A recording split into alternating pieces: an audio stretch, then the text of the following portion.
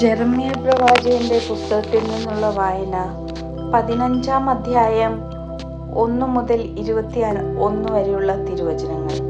യൂദായ്ക്ക് നാശം. കർത്താവ് എന്നോട് അരുളിച്ചെയ്തു, മോശയും സാമുവേലും എൻ്റെ മുൻപിൽ നിന്ന് യാചിച്ചാൽ പോലും ഈ ജനത്തിൻ്റെ നേർക്ക് ഞാൻ കരുണ കാണിക്കുകയില്ല. എൻ്റെ മുൻപിൽ നിന്ന് അവരെ പറഞ്ഞയക്കുക, അവർ പോകട്ടെ.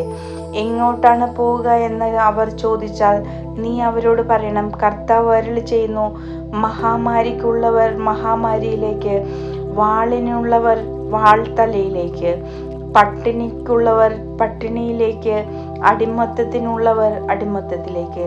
കർത്താവ് അരുളി ചെയ്യുന്നു, 4 തരം വിനാശകരെ ഞാൻ അവരുടെ മേൽ അയക്കും.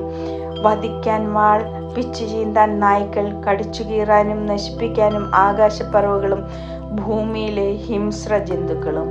ഞാൻ അവരെ ഭൂമിയിലെ സകല രാജ്യങ്ങൾക്കും വീഭത്സ വസ്തുവായി മാറ്റും. യൂദാ രാജാവായ ഹെസക്കിയായുടെ മകൻ മനാസെ ജെറുസലേമിൽ ചെയ്തു കൂട്ടിയ കൃത്യങ്ങളുടെ ഫലമാണിത്. കർത്താവ് അരുളി ചെയ്യുന്നു, ജെറുസലേം, ആര് നിന്നോട് കരുണ കാണിക്കും? ആര് നിന്റെ മേൽ സഹതാപം പ്രകടിപ്പിക്കും? നിന്റെ ക്ഷേമം അന്വേഷിക്കാൻ ആര് നിൽക്കും?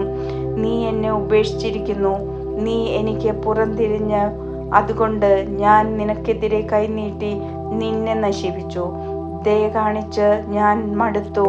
അവരുടെ നാട്ടിലെ പട്ടണങ്ങളിൽ വെച്ച് വീശുമുറം കൊണ്ട് ഞാൻ അവരെ പാറ്റി. ഉറ്റവരുടെ വേർപാടിലുള്ള വേദന അവരിൽ ഞാൻ ഉളവാക്കി. എൻ്റെ ജനത്തെ ഞാൻ നശിപ്പിച്ചു, എന്നിട്ടും അവർ തങ്ങളുടെ വഴികളിൽ നിന്ന് പിന്തിരിഞ്ഞില്ല. അവരുടെ വിധവകളുടെ സംഖ്യ കടൽ തീരത്തെ മണലിനേക്കാൾ ഞാൻ വർദ്ധിപ്പിച്ചു. യുവാക്കന്മാരുടെ മാതാക്കളുടെ മേൽ നട്ടുച്ചയ്ക്ക് ഞാൻ വിനാശകനെ അയച്ചു. കഠിനവേദനയും ഭീതിയും അവരുടെ മേൽ പെട്ടെന്ന് പതിക്കാൻ ഞാൻ ഇടയാക്കി. 7 മക്കളുടെ അമ്മയായവൾ ക്ഷീണിച്ച് തളർന്നു. അവൾ അന്ത്യശ്വാസം വലിച്ചു. പകൽ നേരത്ത് തന്നെ അവളുടെ സൂര്യൻ അസ്തമിച്ചു.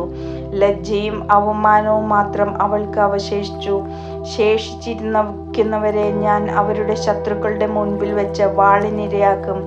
കർത്താവ് അരുളി ചെയ്യുന്നു, എൻ്റെ അമ്മേ, എനിക്ക് ദുരിതം. നാട്ടിലെങ്ങും കലഹത്തിനും കലാപത്തിനും കാരണക്കാരനാകാൻ എന്നെ നീ പ്രസവിച്ചതെന്തിന്? ഞാൻ കടം കൊടുത്തില്ല, വാങ്ങിയിട്ടുമില്ല, എന്നിട്ടും എല്ലാവരും എന്നെ ശപിക്കുന്നു.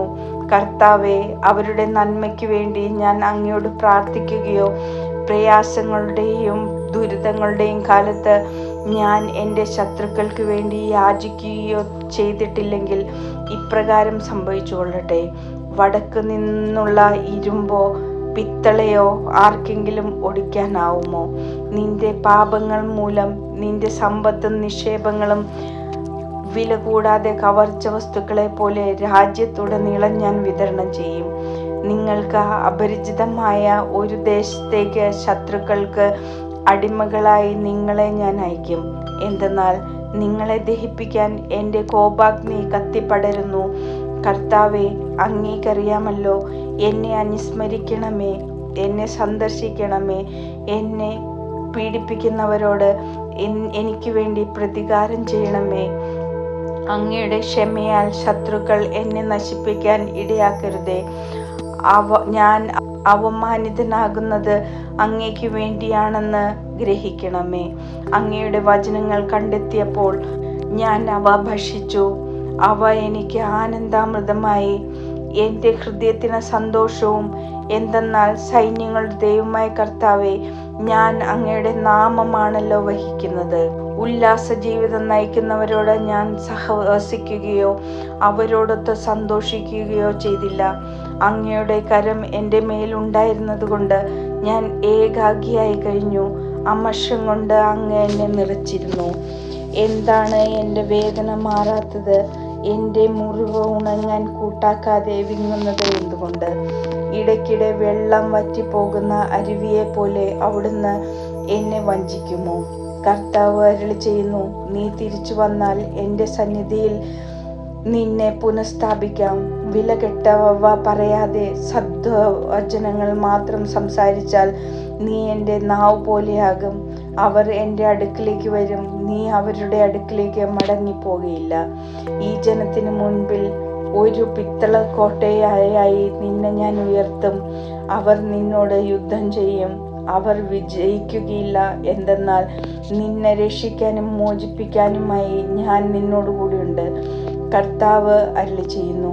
ദുഷ്ടന്റെ കയ്യിൽ നിന്ന് നിന്നെ ഞാൻ വിടുവിക്കും, അക്രമികളുടെ പിടിയിൽ നിന്ന് നിന്നെ ഞാൻ വീണ്ടെടുക്കും.